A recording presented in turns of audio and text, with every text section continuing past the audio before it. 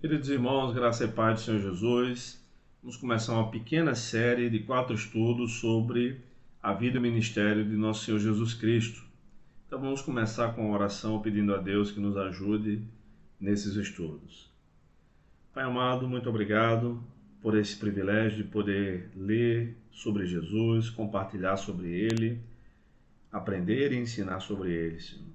Nos ajuda a ser cada dia mais parecidos com nosso Senhor Jesus Cristo. Isso é difícil e não será atingido nessa vida, nós sabemos, mas nossa obrigação enquanto cristãos é procurar ser mais parecidos com Ele a cada dia. Tem misericórdia de nós, porque nós somos pecadores, e nos ajuda, Senhor, nessa missão. Em nome de Jesus. Amém. Queridos, eu quero ver com vocês hoje sobre do início do nascimento ao início do ministério de Jesus. E eu vou começar com um texto que está em Números, capítulo 4. Esse texto explica a idade com a qual os sacerdotes deveriam servir no tabernáculo. Números 4, do verso 1 ao verso 3, diz o seguinte: E o Senhor disse a Moisés e a Arão: Contai os filhos de Coate, dentre os filhos de Levi, pelas suas famílias, segundo a casa dos seus pais, os que têm entre 30 e 50 anos de idade, de todos os que entrarem no serviço para fazer o trabalho na tenda da revelação, que era o tabernáculo.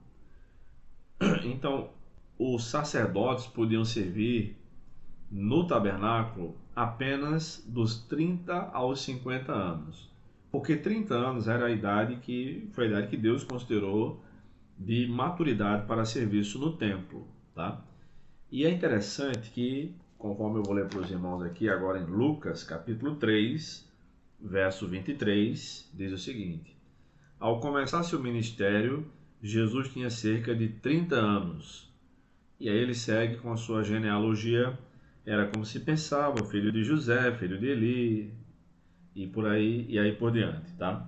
Então Jesus começa seu ministério público com cerca de 30 anos, conforme Lucas deixa registrado, não por acaso. Afinal de contas, nada na vida de Jesus foi por acaso.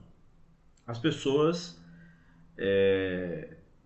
precisavam saber que o ministério de Jesus era um ministério de credibilidade. E essa credibilidade veio por seguir os preceitos da época, tá? Embora ele tenha rompido muitas coisas, mas não a lei de Deus, a lei oral, aquelas tradições humanas que foram acrescentadas à palavra de Deus no dia a dia. Tá? E na verdade, toda denominação acaba tendo isso hoje em dia. Toda igreja evangélica acaba tendo sua própria lei oral, que são costumes, tradições, que não são necessariamente bíblicos, mas que por causa de sua tradição religiosa influenciam na liturgia, sobretudo, isto é, no momento de culto, e algumas coisas além do culto, tá? Por exemplo, se a gente pegar a liturgia da Igreja Assembleia de Deus, que é uma liturgia onde os grupos se apresentam, as mulheres, os homens, os novos convertidos, os jovens, as crianças, né, cantando louvores por grupos assim, geralmente um culto com mais barulho. Não estou desrespeitando, tá? Estou falando que geralmente os assembleanos são mais barulhentos por natureza, são mais eufóricos, enfim. E a gente pegar a liturgia de uma igreja extremamente reformada, que se denomine de reformada, a liturgia é bem diferente, né? Então, na Igreja Assembleia de Deus, por exemplo, igrejas pentecostais, é facultada a oportunidade para pessoas até pregarem de improviso nas chamadas saudações, que são pregações de 5 minutos no máximo, né?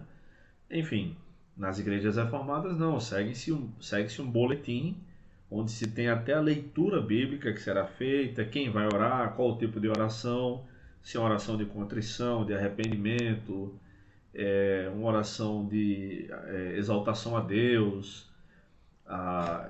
conheço igrejas até que recitam o credo apostólico, não como uma reza, tá? Não é como no catolicismo, mas como uma forma didática de ensinar o eixo principal da doutrina cristã. O credo é bíblico, tá? Não está na Bíblia, mas o conteúdo é bíblico, é um resumo ali das doutrinas. Celebra a ceia toda semana, celebra a ceia com vinho. Poucas igrejas celebram ceia com vinho, né? A maioria das igrejas no Brasil celebra ceia mensalmente e com suco de uva, não com vinho. Enfim, tem o Tríplice Amém, que algumas igrejas fazem também. Então, uma liturgia bem diferenciada. Qual desses cultos é bíblico? Ambos são bíblicos, porque possuem elementos bíblicos, tá? E não fogem do padrão. A Bíblia não tem nenhuma liturgia específica para o século XXI, e nem são dados tantos detalhes de como eram feitos os cultos antigamente. Enfim, voltando ao ministério de Jesus, seu início, seu nascimento, é interessante saber que no episódio do bezerro de ouro, narrado em Êxodo, capítulo 32, quando Moisés e os 70, na verdade deveriam ser 72, né, líderes de Israel, 6 líderes de cada uma das 12 tribos, estavam com Deus no monte, o povo achou que eles estavam demorando demais. E aí pediram para Arão fazer um deus, né, um ídolo, na verdade, e que eles iam dizer que esse deus, esse ídolo, os tirou da terra do Egito. E eles estavam ali no deserto, né? E Arão gostou da ideia, como nós sabemos, fez então um bezerro de ouro. Provavelmente não era um bezerro em tamanho original, mas um bezerro pequeno, até porque eles não tinham tanto ouro assim, e daria muito mais trabalho fazer um bezerro em tamanho real. E quando Moisés desce do monte, a resposta que Arão diz é que eles jogaram o ouro no fogo quando eles viram que tinha um bezerro lá. Quanto mais o homem se afasta de Deus, mais irracional se torna, ou mais desculpas esfarrapadas dá da sua religiosidade. O mesmo aconteceu não entre o povo de Deus, mas entre os incrédulos da cidade de Éfeso, a qual teve uma igreja cristã no primeiro século bem estabelecida, né? Paulo foi o plantador daquela igreja, passou 3 anos lá, conforme a gente lê em Atos capítulo 20. Timóteo era pastor daquela igreja quando recebeu as 2 cartas de Paulo. A gente vê isso em 1 Timóteo 1,3, quando Paulo disse: por isso eu te mandei que permanecesses em Éfeso até a minha chegada. Então, Timóteo era um pastor ou bispo daquela cidade ali, daquela igreja, naquela cidade. E lá em Éfeso, nós sabemos que havia uma adoração à deusa Diana, ou Ártemis, como também era chamada, que na verdade tinha uma imagem, uma imagem de escultura, né, de 18 metros de altura. E para quem não tem noção do que é isso, 18 metros de altura é como do solo, do térreo, até a cobertura do 5º andar, né? O teto, o solo do 6º andar de um edifício, tá? Então imaginemos um prédio que tem o térreo e até primeiro, segundo, terceiro, quarto e 5º andar. Essa aí são cerca de 18 metros. Era o tamanho da imagem de Ártemis ou Diana que os efésios adoravam. Era uma coisa irracional. Então a origem do paganismo é sempre irracional, no bezerro de ouro, na adoração a Diana e assim por diante. A adoração ao nosso Deus, nosso Senhor Jesus Cristo, nosso Senhor e Salvador Jesus Cristo, embora tenha acontecido de maneira miraculosa a sua chegada ao mundo, não foi de maneira irracional.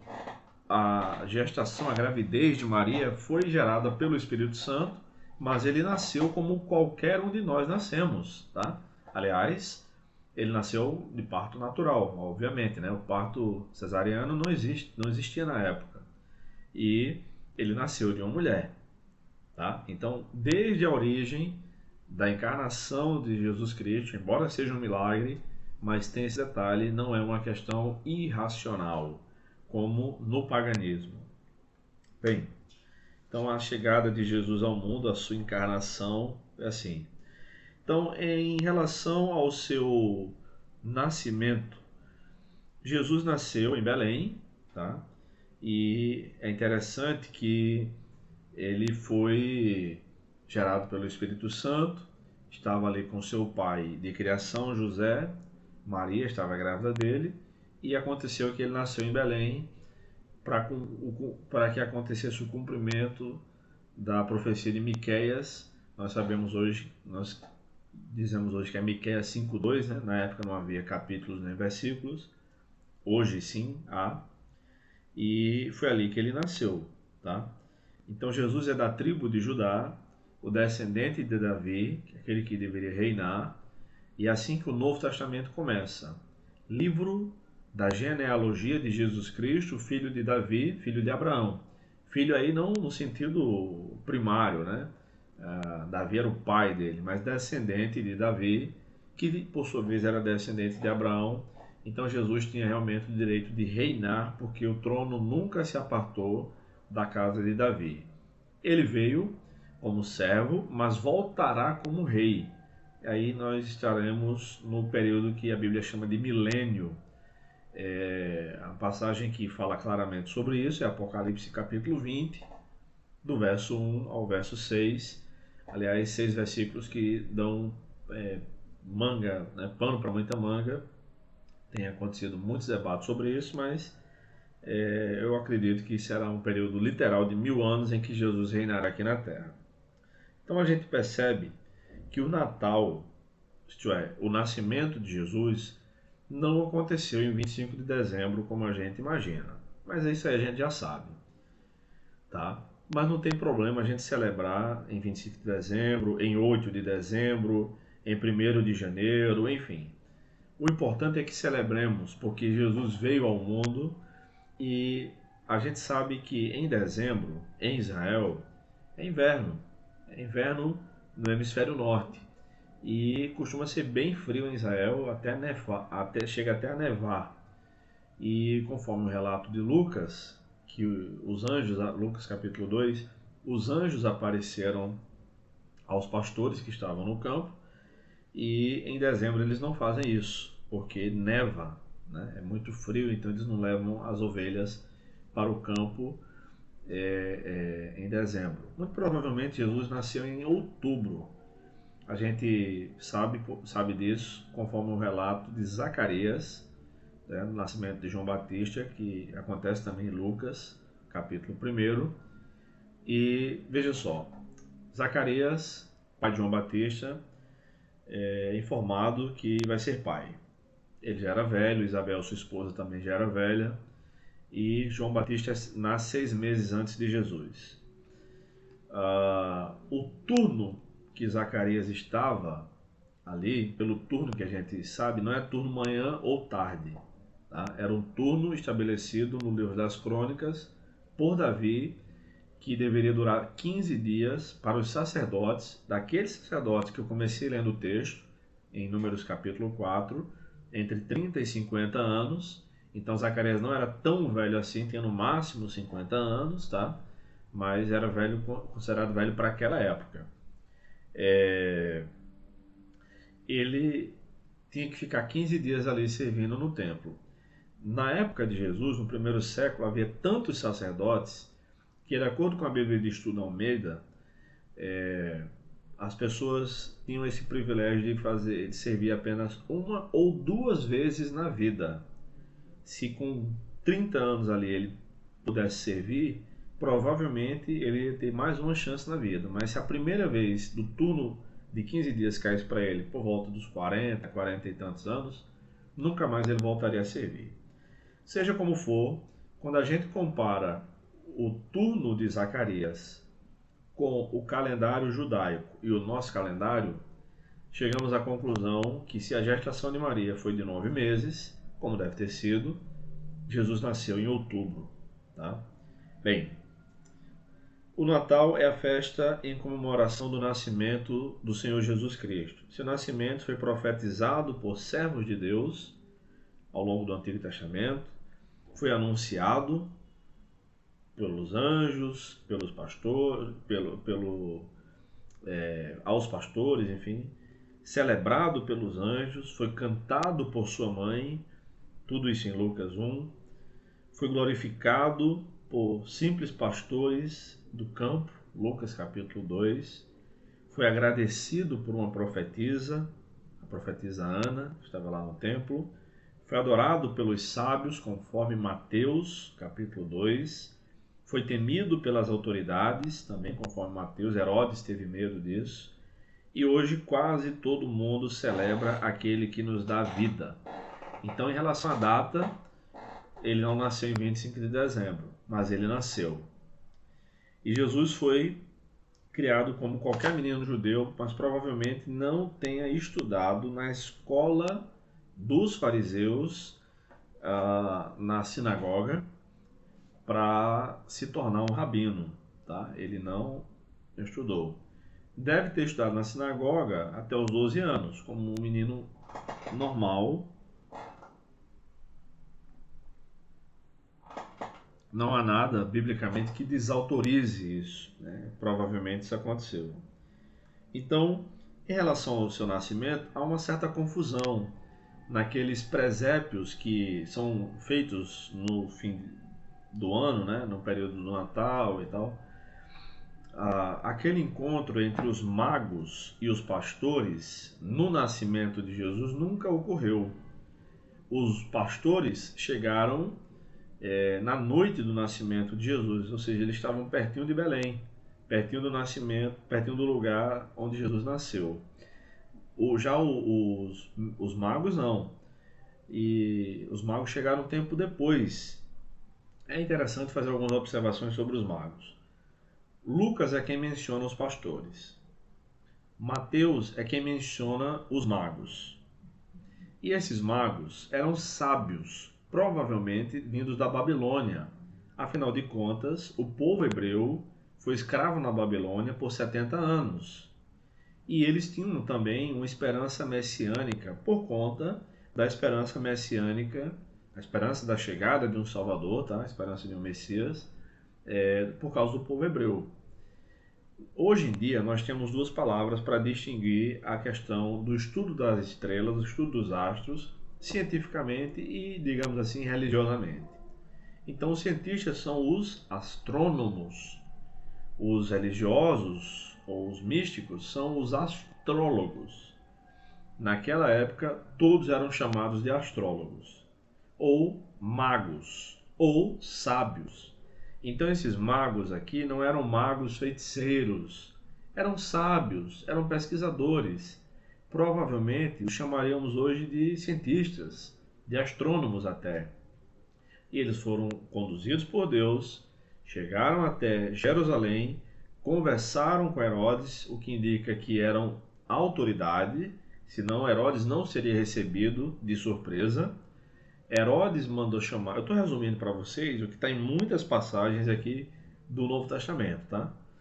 Herodes mandou chamar os rabinos e disseram, o Messias nascerá em Belém. Aí eles vão até Belém, mas antes de partirem de Jerusalém para Belém, que é uma estrada curta de apenas 9 quilômetros, dá para ir caminhando e dá para ir e voltar no mesmo dia, inclusive. Então, o que é que Herodes temeu? Esse, o Messias, vai ser considerado o rei dos judeus. Eles vão provocar um tumulto aqui.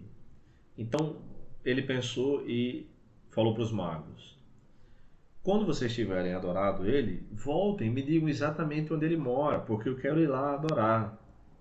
Está em Mateus capítulo 2, isso aí. Conversa fiada. Herodes queria ir lá e matar o menino Jesus. Mas como os magos, os sábios, foram avisados divinamente, voltaram por outro caminho para sua terra.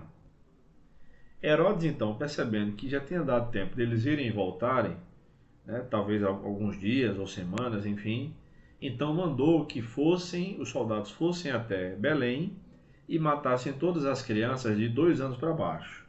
Que não eram 100 mil crianças, 10 mil crianças, talvez umas 30 crianças, 50 exageradamente, tá? Mas houve sim um infanticídio provocado por Herodes lá em Belém.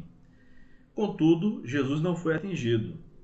Jesus foi para o Egito, foi levado por seu pai e sua mãe para o Egito, porque também foram avisados por Deus. A questão é a seguinte: porque podemos afirmar com certeza que o Natal, isto é, a festa que comemora, que celebra o nascimento de Jesus, é a festa mais comemorada em todas as escrituras, toda a Bíblia. Porque Herodes mandou matar as crianças de 2 anos para baixo. Jesus não era já apenas um recém-nascido. Ele era alguém que devia ter entre 1 ano e meio, mais ou menos.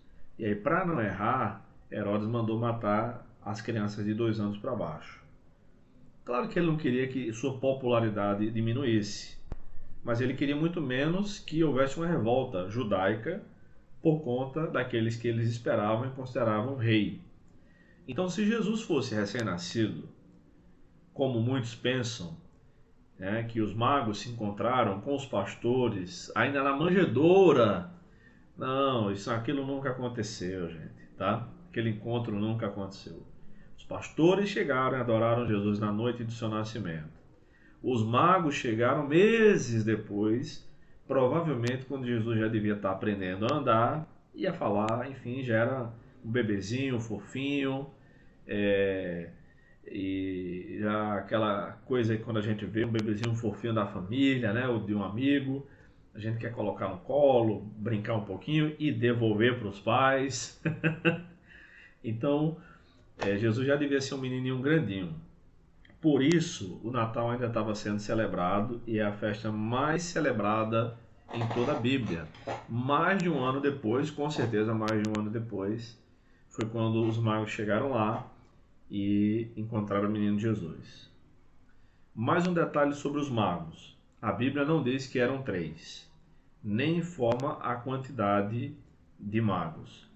O que se depreende de que eram 3 pela tradição católica é por causa dos presentes que eles deram para Jesus: ouro, incenso e mirra, tá? Então, ouro, incenso e mirra. Não eram 3 magos. Pelos presentes é que se acha que eram 3, mas pode ter sido 4, 5, 10, 20 que levaram os mesmos presentes. Vários poderiam ter repetido os seus presentes, tá? O pastor Severino Pedro da Silva comenta sobre os magos que foram visitar o menino Jesus. Ele diz o seguinte: os antigos cristãos orientais conservam tradições de que os magos eram 12 sábios, cada um dos quais representaria uma das tribos de Israel. Alguns também antigos mosaicos mostram apenas 2 magos, ao passo que outros exibem 7 ou mesmo 12. O número 11 teve apoiadores especiais, haja vista afirmarem que esse número é espiritual, podendo também predizer os números dos fiéis apóstolos, exceto Judas Iscariotes de Cristo. No século IV, a igreja, ou seja, 301, ano 301 até o ano 400, né? A igreja ocidental estabeleceu o número 3. Veja, isso aí já no século IV, gente. Tomando como ponto de referência as dádivas que os sábios ofereceram a Cristo. Com o passar do tempo, os presentes foram considerados símbolos da verdade cristã. Ouro para a sua humanidade. Afinal de contas, os homens precisam de ouro, de dinheiro para sobreviver. Mirra para a sua morte, incenso para a sua divindade. Não obstante, o registro bíblico não diz quantos magos foram ver o menino em Belém. Então, esse ouro foi importante, inclusive, porque deve ter sido com o valor desse ouro que José pôde pegar a sua família e viajar para o Egito e ficar lá até que Herodes morresse. Herodes não é um nome próprio, Herodes é um título, tal como governador, presidente, enfim. O Herodes que perseguiu Jesus na infância não é o mesmo Herodes sobre o qual Jesus se apresentou na noite em que ele foi preso, tá bom? Aquilo ali é outro Herodes. Esse Herodes que perseguiu Jesus na infância morreu logo. Depois, José, Maria e Jesus voltam para Israel e não voltam para Belém.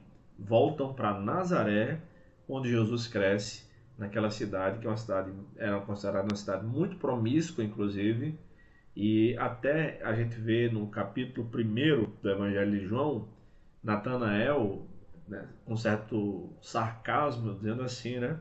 Pode vir alguma coisa boa de Nazaré, porque daí a gente vê que era uma cidade ruim, tá? Era uma cidade promíscua, enfim. Muito bem, irmãos. Então, em relação então à cronologia e à infância de Jesus, eu quero mais uma vez citar o pastor Severino Pedro. Ele diz o seguinte: Severino Pedro da Silva, já falecido, né? Ele diz, em relação à infância de Jesus: número 1, com um dia de nascido, envolto em panos. 2, 8 dias depois, conduzido ao ato da circuncisão. 3, 41 dias depois, seus pais o levaram ao templo para a apresentação.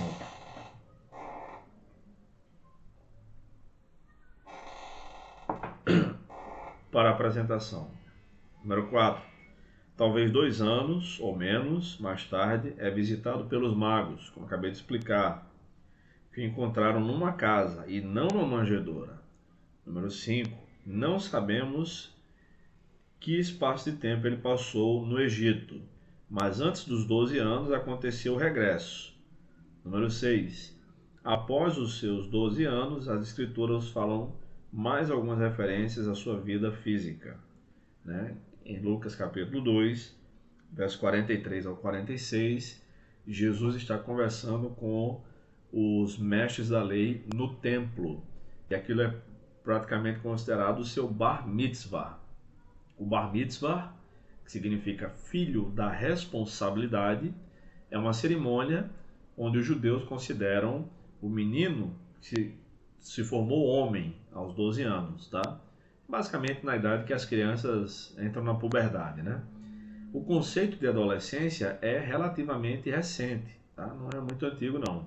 E o bar mitzvah ainda é celebrado hoje pelos judeus no mundo todo, em que os meninos estudam, decoram a lei, decoram uma série de regras judaicas e têm que responder perguntas. Jesus estava ensinando, conversando de igual para igual naquilo que nós chamamos de seu bar mitzvah. Bem, quero falar ainda sobre o início, a infância de Jesus, aliás, e o batismo de Jesus. Primeiro, a infância de Jesus. Após os eventos que ocorreram logo após o nascimento de Cristo, não temos mais informações na Bíblia sobre sua infância. Como ele brincava? O que gostava de comer? Quais foram as primeiras palavras que aprendeu? Apesar da Bíblia não mencionar esses detalhes, devemos saber que o objetivo do texto bíblico não é satisfazer nossa curiosidade com questões triviais, mas explicar o plano salvífico de Deus e o recebermos para a nossa salvação. Além do mais, Jesus teve uma infância normal, como a de qualquer outro judeu da sua época. Ele não fez milagres, não andou sobre as águas, nem ressuscitou animais de estimação. Ele viveu como qualquer criança normal, porém sem pecar.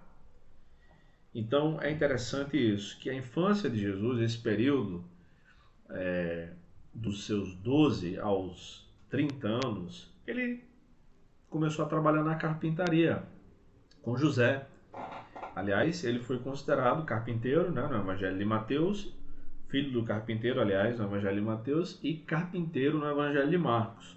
O Evangelho de Marcos não menciona que Jesus é filho do carpinteiro. O Evangelho de Marcos não menciona o pai humano de Jesus, tá bom? Bem, então a infância de Jesus, esse período aí de aproximadamente 18 anos, foi um período em que ele trabalhou, como qualquer pessoa, como qualquer adolescente, jovem da sua época. O que nos faz pensar que Jesus não era aquele homem magricelo que a gente se acostumou a ver, pelo menos eu que vim vim do catolicismo, né? nos vitrais das igrejas católicas, nas imagens penduradas, magricelo. Não, ele era um judeu eutrófico, de porte físico normal, nada de destaque, mas forte como homem que fazia trabalhos braçais. Afinal de contas, ele passou 18 anos trabalhando na carpintaria, fazendo trabalhos braçais. Não havia máquinas elétricas naquela época, né? Não havia isso. Bom, e em relação ao batismo de Jesus, para a gente encerrar por hoje, os 4 evangelhos narram que Jesus foi batizado por João Batista no Rio Jordão.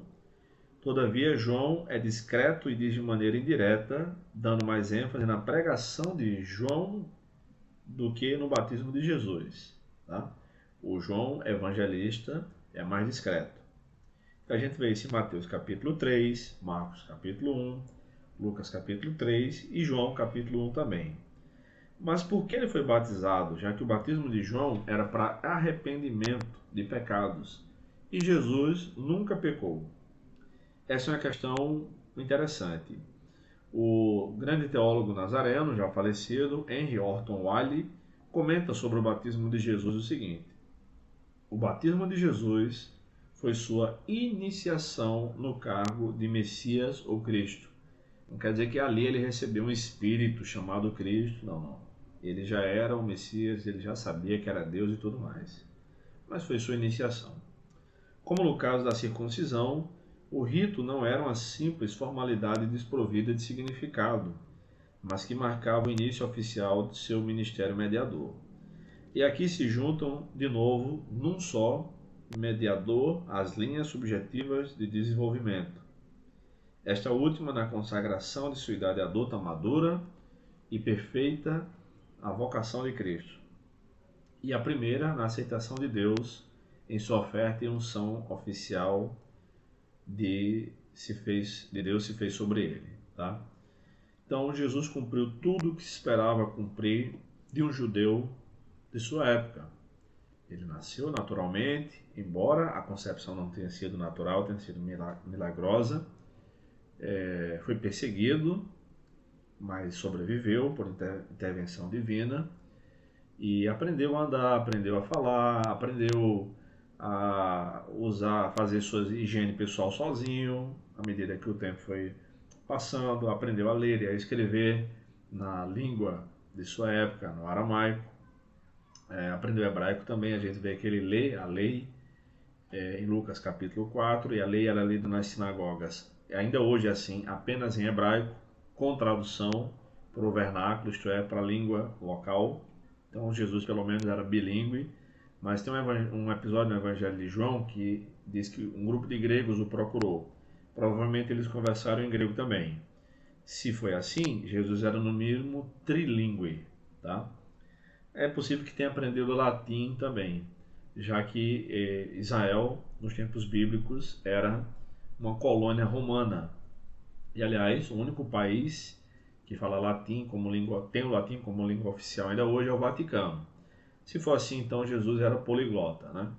Então, o aramaico, língua materna, hebraico, língua religiosa, digamos assim. O grego era a língua comercial da época e é possível que ele tenha aprendido latim, isso não é nada surpreendente demais não. Então esse foi o início do nascimento até o início do ministério de Jesus. Próxima semana veremos um pouco mais sobre a vida de Cristo. Que Deus nos abençoe e até mais.